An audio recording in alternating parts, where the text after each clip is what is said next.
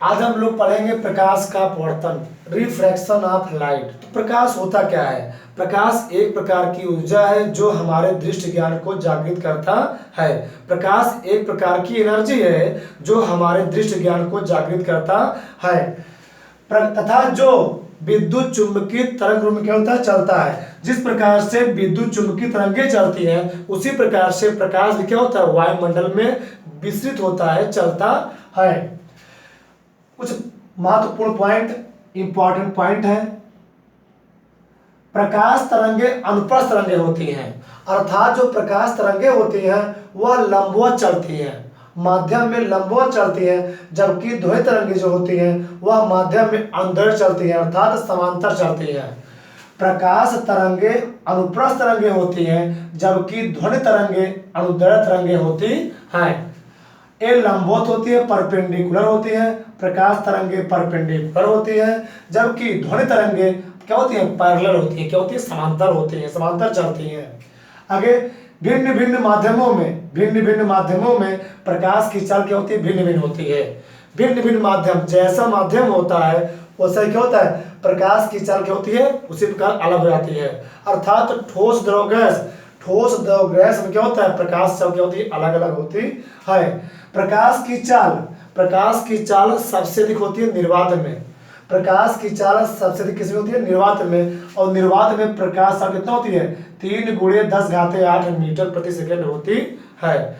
निर्वात में प्रकाश की चाल 3×10⁸ मीटर प्रति सेकंड होती है। अर्थात हम कह सकते हैं 3 लाख किलोमीटर प्रति सेकंड, 3 लाख किलोमीटर प्रति सेकंड निर्वात में प्रकाश की चाल होती है।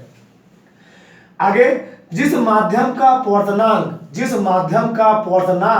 जितना अधिक होता है उसमें प्रकाश की चाल उतनी ही कम होती है। ठीक, जिस माध्यम का अपवर्तनांक जितना अधिक होता है उसमें प्रकाश चाल क्या होती है, उतना कम होती है। ठीक, आगे पानी का अपवर्तनांक 1.33। पानी का अपवर्तनांक कितना होता है, पानी का अपवर्तनांक होता है 1.33 तथा कांच का अपवर्तनांक कितना होता है, 1.5 होता है।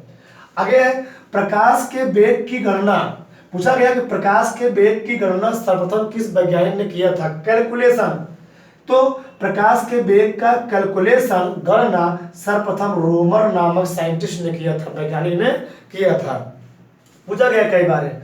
आगे पूछा था कि सूर्य का प्रकाश पृथ्वी पर 499 सेकंड में अर्थात 8 मिनट 19 सेकंड में पृथ्वी पर पहुंचता है। सूर्य का प्रकाश पृथ्वी पर 8 मिनट 19 सेकंड में पहुंचता है, परंतु चंद्रमा से पृथ्वी तक प्रकाश, मतलब चंद्रमा का प्रकाश पृथ्वी पर पहुंचने में 1.28 सेकंड का समय लगता है।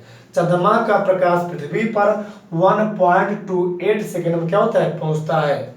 चंद्रमा पर प्रकाश नहीं होता है, वह चंद्रमा क्या होता है, सूर्य के प्रकाश से क्या होता है, प्रकाशमान होता है।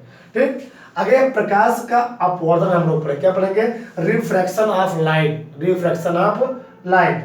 ठीक, ये क्या होता है, जब प्रकाश की किरण रे एक पारदर्शी माध्यम से दूसरे पारदर्शी माध्यम में जाती है तो वह अपने मूल पथ से विचलित हो जाती है, डिफ्लेक्ट हो जाती है। क्या होती है, डिफ्लेक्ट हो जाती है। उसी को हम लोग कहते हैं, इस घटना कहते हैं प्रकाश का अपवर्तन।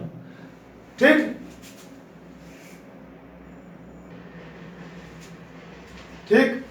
तो जब प्रकाश की किरण एक पारदर्शी माध्यम से दूसरे पारदर्शी माध्यम में जाती है तो वह अपने मूल पथ से, अर्थात जो उसका पहले पथ था वह अपने मूल पथ से क्या होती है, कुछ डिफ्लेक्ट हो जाती है। उसी घटना को हम लोग कहते हैं प्रकाश का अपवर्तन। जैसे मान लीजिए कोई विरल माध्यम है, क्या है, ये वायु का कोई माध्यम है और ये क्या है, सघन माध्यम है, अर्थात कांच का माध्यम है, कोई सघन माध्यम है। तो जब प्रकाश विरल माध्यम से सघन माध्यम में जाती है तो यहाँ पर मान लीजिए कोण कुछ ज्यादा है, लेकिन जैसे सघन माध्यम में जाती है इसका कोण क्या होता है, कम हो जाता है। अर्थात जब कोई प्रकाश किरण किसी विरल माध्यम से सघन माध्यम में जाती है तो वह अभिलंब की ओर, अर्थात नॉर्मल की ओर क्या होती है, झुक जाती है। तो इसी घटना को हम लोग क्या कहते हैं, प्रकाश का अपवर्तन। ये आपकी किरण जा रही है, ठीक, ये अभिलंब की ओर क्या हो चाहिए, जो अपवर्तित किरण है या ऐसे नहीं सीधी नहीं गई, या क्या हो गई, अभिलंब की ओर कुछ झुक गई है, तो इसी घटना को हम लोग क्या कहते हैं, प्रकाश का अपवर्तन कहते हैं।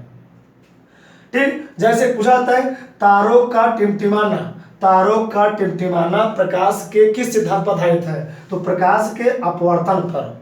तारों का टिमटिमाना प्रकाश के अपवर्तन पर आधारित है। आगे, द्रव में डूबी वस्तु, अगर हम द्रव में कोई वस्तु, मान लो बाल्टी कोई है, अगर बाल्टी में हम कोई डंडी डुबो देते हैं तो लगता है डंडी क्या टेढ़ी हो जाती है, तो किसके कारण होता है, प्रकाश के अपवर्तन कारण।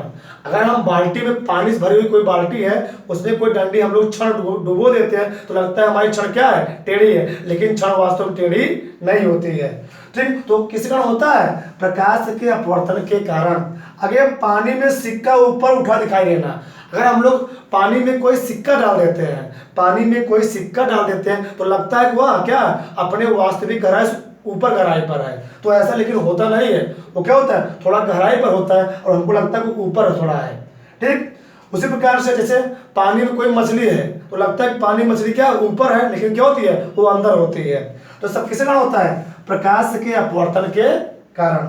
आगे, प्रकाश का वर्ण विक्षेपण, प्रकाश का वर्ण विक्षेपण, dispersion of light, dispersion of light क्या होता है, जब सूर्य का प्रकाश, जब सूर्य का प्रकाश प्रिज्म से होकर गुजरता है, प्रिज्म मींस क्या होता है, कोई त्रिभुजाकार आकृति हम लोग ले लें, इसे क्या कहते हैं, प्रिज्म।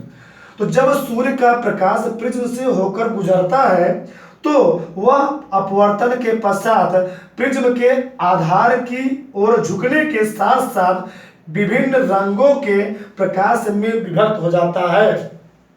इसी घटना को हम लोग क्या कहते हैं, प्रकाश का वर्ण विक्षेपण कहते हैं। अर्थात जब कोई प्रकाश, जब सूर्य का प्रकाश प्रिज्म से होकर गुजरता है तो क्या होता है, जब मान लिया सूर्य है या सूर्य देवता है, सूर्य देवता का प्रकाश जब प्रिज्म से होकर गुजरेगा तो क्या होगा, यह प्रकाश जब यहाँ पर आएगा तो कई रंगों में क्या होता है, डिवाइड हो जाता है, अलग अलग बढ़ जाता है। तो इसी कई रंगों में, इस प्रकार कई रंगों में प्रकाश के बंटने की क्रिया को, घटना को हम लोग कहते हैं वर्ण विक्षेपण, या हम लोग कह सकते हैं श्वेत प्रकाश का, श्वेत प्रकाश का अपने अवयवी रंगों में विभक्त होने की घटना को, क्रिया को हम लोग कहते हैं प्रकाश का वर्ण विक्षेपण।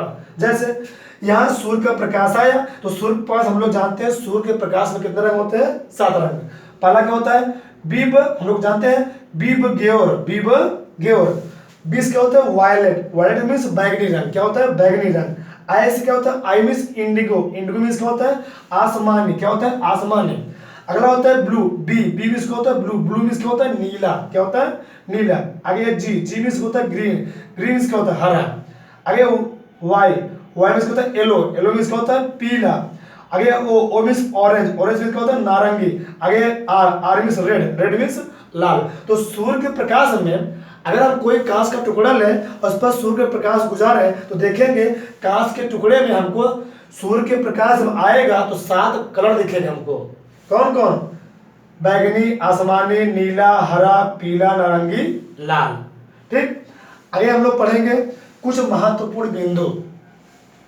बैगनी रंग का वर्ण विक्षेपण, बैगनी रंग का वर्ण विक्षेपण अर्थात डिफ्रैक्शन, डिस्पर्सन सबसे अधिक एवं लाल रंग का विक्षेपण सबसे क्या होता है, कम होता है। पूछा गया है कि किस रंग का वर्ण विक्षेपण सबसे अधिक होता है, तो बैगनी रंग का वर्ण विक्षेपण सबसे अधिक होता है, परंतु लाल रंग का वर्ण विक्षेपण क्या होता है, सबसे कम होता है। ठीक, आगे बैगनी रंग का अपवर्तनांक, बैगनी रंग का अपवर्तनांक सबसे अधिक होता है तथा लाल रंग का अपवर्तनांक क्या होता है, सबसे कम होता है। बैगनी रंग का अपवर्तनांक सबसे अधिक होता है परंतु लाल रंग का अपवर्तनांक क्या होता है, सबसे कम होता है। आगे बैगनी रंग का प्रकीर्णन, मतलब प्रकीर्णन मीन्स फैलाव, बैगनी रंग का प्रकीर्णन जो होता है, फैलाव जो होता है वह सबसे अधिक होता है एवं लाल रंग का प्रकीर्णन सबसे कम होता है। ठीक, तो बैगनी रंग का प्रकीर्णन सबसे अधिक होता है परंतु लाल रंग का प्रकीर्णन क्या होता है, सबसे कम होता है। इसीलिए हम लोग लाल रंग का प्रयोग सिग्नल के लिए करते हैं। क्या, सिग्नल के लिए करते हैं। क्यों, लाल रंग हमको बहुत दूर से दिखाई पड़ जाता है। क्यों? क्योंकि लाल रंग का जो वेवलेंथ होता है, जो तरंग दैर्ध्य होता है, वह सबसे अधिक होता है। आगे हम लोग पढ़ेंगे। बैगनी रंग का तरंग दैर्ध्य सबसे कम होता है, परंतु लाल रंग का तरंग दैर्ध्य क्या होता है? सबसे अधिक होता है। लाल रंग का तरंग दैर्ध्य अर्थात वेवलेंथ सबसे अधिक होने के कारण इसका जो होता है प्रकीर्णन सबसे कम होता है। इसीलिए हम लोग लाल रंग का सिग्नल यूज करते हैं, प्रयोग करते हैं। आगे विशेष पूछा था कि प्राथमिक रंग क्या होता है। प्राथमिक रंग कई बार पूछा गया एग्जाम में। प्राथमिक रंग क्या होता है? तो लाल, नीला, हरा अर्थात red, blue, green. Red, blue, green को हम लोग कहते हैं प्राथमिक या मूल रंग के नाम से जानते हैं। मूल या प्राथमिक रंग के नाम से जानते हैं। क्या? RBG। RBG क्या होता है? प्राथमिक रंग होता है। आगे द्वितीयक रंग क्या होता है? द्वितीय रंग क्या होता है? मतलब अगर हम पीला बैगनी मिला देंगे तो एक हमको अलग रंग मिल जाएगा, उसी कहते हैं द्वितीयक रंग। कौन कौन होता है? पीला, बैगनी, नीला, मतलब येलो, वायलेट और क्या? ब्लू। इसको हम लोग क्या कहते हैं? द्वितीयक रंग। क्या कहते हैं? द्वितीयक रंग कहते हैं। आगे सबसे मेन चीज, प्रकाश का तरंग सिद्धांत। प्रकाश का तरंग सिद्धांत सर्वप्रथम हाइगेंस नामक साइंटिस्ट ने दिया था।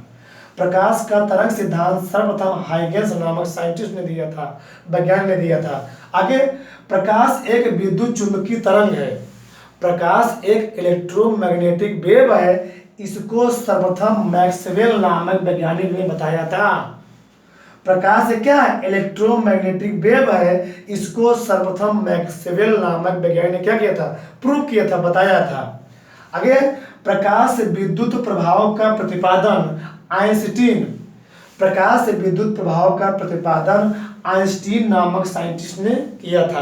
तो प्रकाश विद्युत प्रभाव प्रतिपादन किसने किया था? खोज किसने किया था? आइंस्टीन ने किया था। आगे वेरी मोस्ट इंपॉर्टेंट चीज, प्रश्न क्या? प्रकाश संबंधित जब किसी माध्यम में ताप बढ़ जाता है, अर्थात जब किसी माध्यम में टेम्परेचर बढ़ जाता है तो उस माध्यम में प्रकाश की चाल बढ़ जाती है। जैसे हम लोग अगर गर्मी के मौसम में चिल्लाएंगे तो हमारी आवाज़ बहुत दूर तक सुनाई पड़ेगी, लेकिन ठंडी के मौसम में, इस समय हम लोग ठंडी के मौसम में चिल्लाएंगे तो हमारी आवाज़ क्या? बहुत दूर तक नहीं जाए। क्यों? ठंडी मौसम क्या होता है? आर्द्रता होता है। क्या होता है? आर्द्रता होता है, ह्यूमिडिटी होता है। ह्यूमिडिटी कारण हमारी आवाज़ बहुत दूर तक नहीं जाएगी, कोरे में फंस जाती है। लेकिन गर्मी के दिनों में क्या होता है? गर्मी के दिनों में मौसम साफ होता है, हमारी आवाज़ क्या होती है? बहुत दूर तक सुनाई पड़ती है। अर्थात यदि किसी भी माध्यम का टेम्परेचर बढ़ता है तो उस माध्यम में प्रकाश की चाल बढ़ जाती है, ऑटोमेटिक बढ़ जाती है। ठीक। आगे उत्तल दर्पण में प्रतिबिंब आभासी, सीधा व वस्तु से छोटा बनता है। जो उत्तल दर्पण होता है उसमें हमेशा आभासी प्रतिबिंब बनता है, सीधा व वस्तु से छोटा बनता है। आगे अवतल दर्पण, तो अवतल दर्पण जो प्रतिबिंब बनता है वह वास्तविक, उल्टा व वस्तु से बड़ा बनता है। क्या? अवतल दर्पण में प्रतिबिंब वास्तविक, उल्टा व वस्तु से बड़ा बनता है, लेकिन एक कंडीशन में, जब वस्तु पोल और फोकस के बीच में रखी जाती है। किसमें? अवतल दर्पण में। जब अवतल